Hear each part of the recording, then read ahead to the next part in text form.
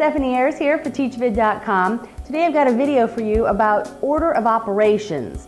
Now, order of operations is a convention in math, meaning that everybody does it exactly the same way. So I'm going to show you the 4 steps just to remind you of how you did it when you were in school. So the first step when we were working on order of operations is we always start with the parentheses.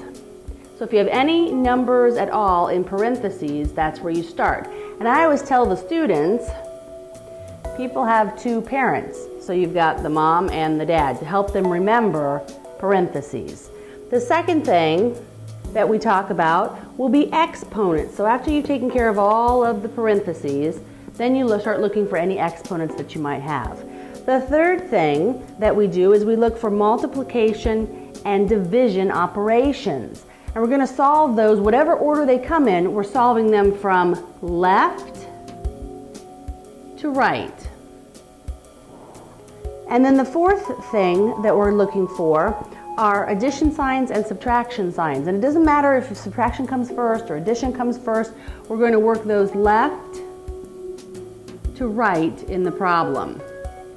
Let's take a look at a problem down here and use these order of operation rules. So if we're looking at this first, this expression that we have here, it's called an expression because there's no equal sign, otherwise it would be an equation.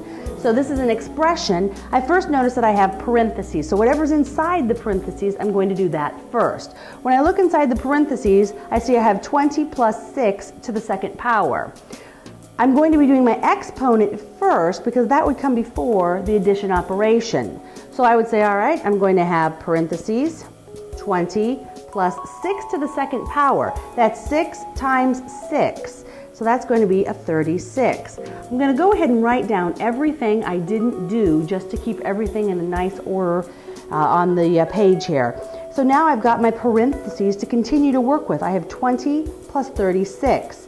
So I have 56 minus 5 times 10.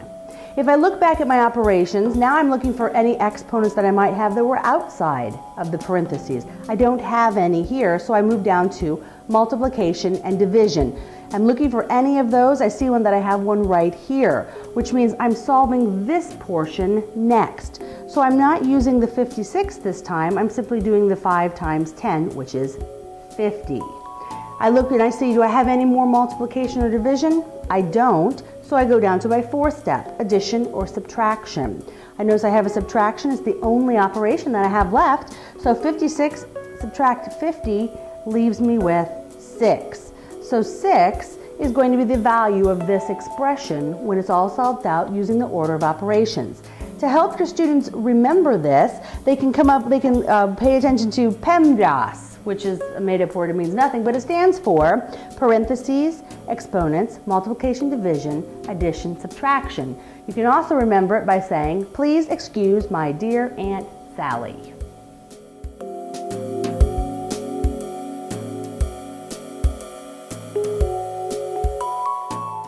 Thanks for taking the time to watch this video today. Don't forget to subscribe because there's more great videos on the way.